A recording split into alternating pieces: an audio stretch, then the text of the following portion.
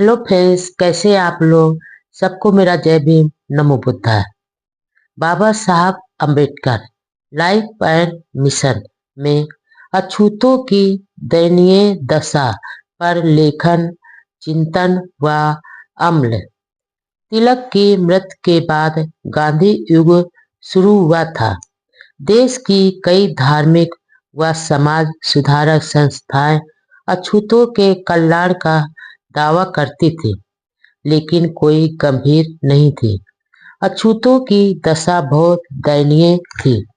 उस समय उन्होंने अछूतों की समस्याओं के संबंध में भारतीय मामलों के विदेश मंत्री मॉन्टेग्यू और लंदन में रह रहे विठल्लू भाई पटेल से मिले और भारत के दलितों की दयनीय दशा से अवगत कराकर उचित कदम उठाने का निवेदन किया।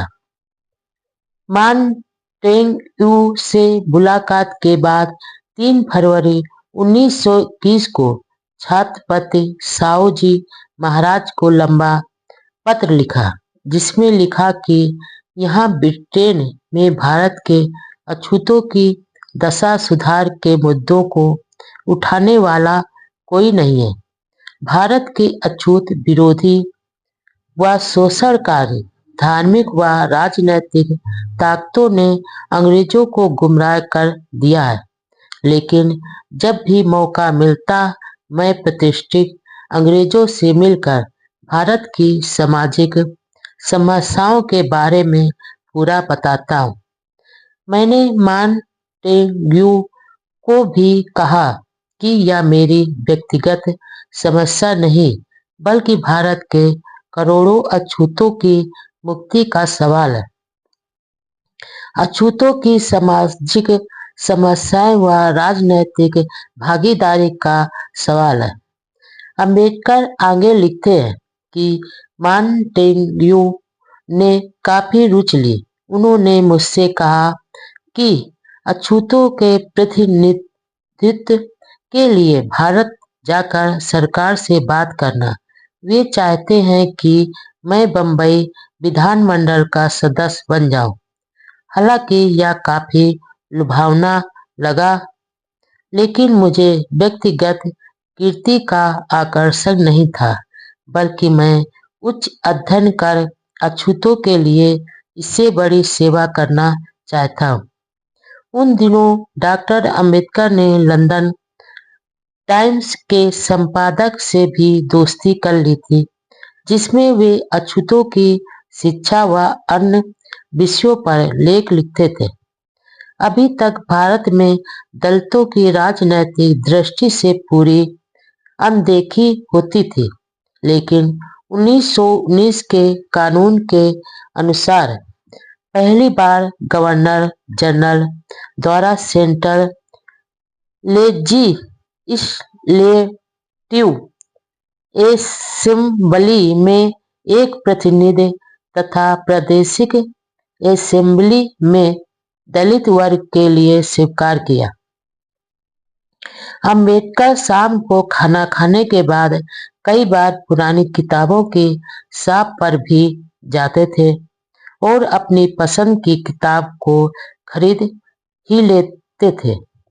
एक दिन उन्हें भारतीय सेना से संबंधित गटेकरी कमीशन की रिपोर्ट की किताब मिल गई, लेकिन अगले 2 दिन तक भोजन के लिए पैसे नहीं थे। किताब खरीद ली और अगले 2 दिन तक पापड़ खाकर ही पेट की आग बुझाते रहे। इस किताब को पाकर वे बहुत खुश हुए, क्योंकि इसी आधार पर वे ब्रिटिश सरकार से पत्र व्यवहार करके भारतीय सेना में महार बटालियनों को फिर से खड़ा किया। अंबेडकर की अछूतों को यह महान देन और पहली जीत थी। उन दिनों उन्हें मराठी नाटक पढ़ने का भी बड़ा शौक था। वह अपने मित्र शिव तारकर को लिखते थे और वह उन्हें प्रसिद्ध लेखक गडकरी के मराठी ड्रामा भेजते रहे। एक बार उन्होंने मैककुलोक की रिकॉर्डिंग वर्क से नामक पुस्तक को बम्बई के एक बुक स्टॉल से खरीदकर लंदन भेज दिया था। लंदन यूनिवर्सिटी का मास्टर, डॉक्टर व बैरिस्टर। समय गुजरता गया।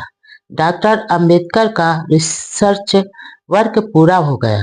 जून 1921 में लंदन यूनिवर्सिटी ने अंबेडकर को ब्रिटिश भारत में प्रांतीय जमाबंदी विषय के प्रबंध पर एम.एससी की डिग्री प्रदान की। फिर वे डीएससी के लिए प्रबंध लिखने लग गए। 4 सितंबर 1921 को अंबेडकर ने छत्रपति साहू जी को पत्र लिखकर 200 पाउंड भेजने की विनती की और लिखा कि भारत आने पर यह रकम ब्याज के साथ चुका दूंगा। पत्र में उन्होंने यह भी लिखा, हमें आपकी बहुत जरूरत है, क्योंकि भारत में सामाजिक लोकतंत्र के लिए जो बड़ा आंदोलन प्रगति कर रहा है, उसके आधार पर स्तंभ आप ही हैं। पहली डिग्री के एक साल बाद अक्टूबर 1922 में रुपये की समस्या नामक प्रसिद्ध थीसिस लिखकर डीएससी डिग्री के लिए प्रस्तुत किया। इस प्रकार 2.5 साल में ही दोनों डिग्रियां प्राप्त कर ली और बार 8 लाख की परीक्षा के लिए कानून की पढ़ाई में जुट गए। इसी बीच वह यूरोप में एजुकेशन के प्रसिद्ध जर्मन शहर बार्न चले गए ताकि बार्न यूनिवर्सिटी में भी इकोनॉमिक्स में पीएचडी कर सके। वे अप्रैल 1922 से मई 1922 तक जर्मनी में रहे। वहां वे जर्मन व फ्रेंच भाषा का अध्ययन करने लगे। साथ ही एक कॉलेज में संस्कृत भी पढ़ाते थे। मुश्किल से 3 महीने निकले कि उनके अर्थशास्त्र के प्रोफेसर एडविन कैनन ने वापस लंदन बुला लिया। दरअसल अंबेडकर की थीसिस के परीक्षक ब्रिटिश साम्राज्यवादी विचारधारा के थे, इसलिए उन्होंने इसमें कुछ संशोधन कर फिर से प्रस्तुत करने के लिए लिखा। थीसिस में अंबेडकर ने ब्रिटिश साम्राज्य के बारे में कई अखरती हुई बातें लिखी थी, जो परीक्षकों को काफी कड़वी लगी। इससे पहले यूनिवर्सिटी में एक बार अंबेडकर ने जब गवर नामक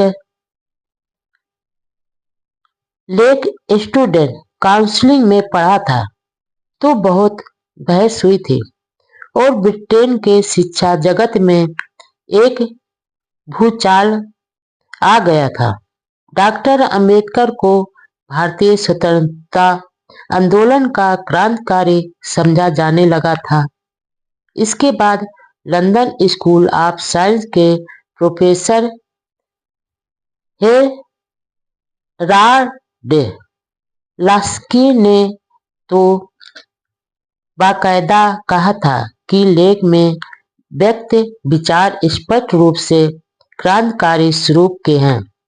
प्रोफेसर लास्की के इस कथन में कोई संदेह भी नहीं था, क्योंकि वाकई अंबेडकर ही थे जो खुद लंदन में पढ़ रहे थे। अभी डिग्री लेना बाकी था, लेकिन उस निडर व सच्चे क्रांतिकारी राष्ट्रवादी ने ब्रिटिश साम्राज्यवादी लोगों को उनके ही देश में खरी खरी कहकर नाराज किया और उनके द्वारा किए जा रहे भारत के शोषण से पर्दा उठाया था।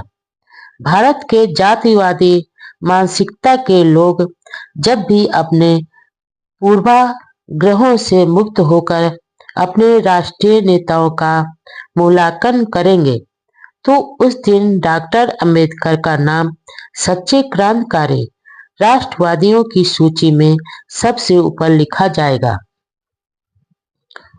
प्रोफेसर कैनन द्वारा अंबेडकर को अपने थीसिस में कुछ जरूरी सुधार के लिए सलाह दी, तो अंबेडकर उसमें जुट गए। इधर उनके पास जितना पैसा था वह खर्च हो चुका था। अब लंदन में रहकर थीसिस का सुधार काम करना संभव नहीं था। जो थोड़ा बहुत पैसा बचाया था वह वे अपने पसंद की किताबों पर खर्च करना चाहते थे। इधर भारत में भी उनका परिवार भी आर्थिक संकट से गुजर रहा था। इसलिए उन्होंने अपना थोड़ा बचा हुआ थीसिस वर्क बंबई में रहकर पूरा करने का तय किया। ऐसा देखा गया है कि जो महान लोग मानव कल्याण के मिशन में रात दिन लगे रहते हैं, वे बुद्धिमान व प्रतिभाशाली भी होते हैं। ऐसे में कई लोग उनकी ओर आकर्षित हो जाते हैं और मिशन से जुड़ जाते हैं। सन 1920-1923 के बीच बाबा साहब लंदन में पढ़ाई कर रहे थे, तो विश्व प्रसिद्ध लंदन म्यूजियम की लाइब्रेरी में सुबह से शाम तक पढ़ते लिखते रहते थे। वहीं पर एक दिन एक अंग्रेज युवती एफ एक्स यानी फेनी फिजलार्ड से मुलाकात हुई। भीमराव के जीवन व उद्देश्य के बारे में जानने के बाद वह बहुत प्रभावित हुई। उसे भारत के अछूतों की पीड़ा के प्रति बहुत सहानुभूति थी, इसलिए किसी भी प्रकार से बाबा साहब के मिशन में सहयोग करना चाहती थी। वह हाउस ऑफ कॉमन्स के सेक्रेटेरिएट में नौकरी करती थी। वह लाइब्रेरी के अलग अलग ग्रंथों के पैराग्राफ निकालकर बाबा साहब के सामने तैयार रखती थी।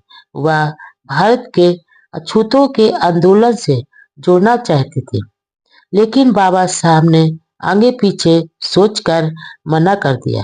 फिर भी वह बाबा साहब के व्यक्तित्व व कृतित्व से आकर्षित व प्रभावित होकर जुड़ी रहती थी। खास बात यह थी कि एफ के सहयोग के कारण ही डॉक्टर अंबेडकर संसदीय कार्यप्रणाली का निरीक्षण कर उसको बहुत गहराई से अध्ययन कर पाए। अंबेडकर से रिसर्च वर्क में उसका बहुत बड़ा योगदान है। वह ब्रिटेन के मजदूर वर्ग की सुशिक्षित, सुंदर व सभ्य महिला थी और लगभग 20-25 वर्ष तक दोनों के बीच पत्र व्यवहार चलता रहा। जब डॉक्टर अंबेडकर भारत आए थे तो काफी किताबें लंदन में ही रखी हुई थी, जिन्हें बंबई भेजने के लिए कुछ पैसे भेजे। एफ ने अपनी ओर से कुछ पैसे मिलाकर बाबा साहब की सारी किताबें बंबई भेज दी। बंबई में चर्चा होने पर बाबा साहब अपने लंदन की महिला मित्र के योगदान की बहुत सराहना करते थे। लंदन के मुश्किल हालात में वह एक बड़ा सहारा बने। एफ का लंदन में 1944 में देहांत हो गया। दोनों वैचारिक व मिशनरी मित्रों के बीच लंबे समय तक वे पत्र व्यवहार में एफ डॉक्टर अंबेडकर के स्वास्थ्य व अछूतों के अधिकारों के आंदोलन के प्रति बहुत चिंता व सहानुभूति प्रकट करती थी। डॉक्टर अंबेडकर ने अपनी एक किताब भी एफ को समर्पित की। 11 मार्च 1925 को लिखे एक अन्य पत्र में एफ लिखती हैं, मेरे प्रिय भीम, ऐसा लगता है कि आप फिर से जरूरत से ज्यादा काम में व्यस्त रहने लगे हैं। आप अपने ऊपर काम का बहुत बोझ लाद लाद रहे हैं। मैं आशा करती हूँ कि आप ऐसा नहीं करेंगे। यदि आप बीमार रहेंगे तो आगे का काम कैसे कर पाएंगे? बेहतर यही होगा कि आप कार का बोझ कम व गति धीमी कर दें। धीरे धीरे काम करना अधिक अच्छा होता है, इसलिए नहीं कि आपकी धर्मपत्नी और परिवार आप पर निर्भर है, बल्कि इस समय आपको अपने लिए भी सोचना है। कृपया अपनी देखभाल ठीक तरह से करें। अत्यधिक प्यार के साथ, यफ यक्स।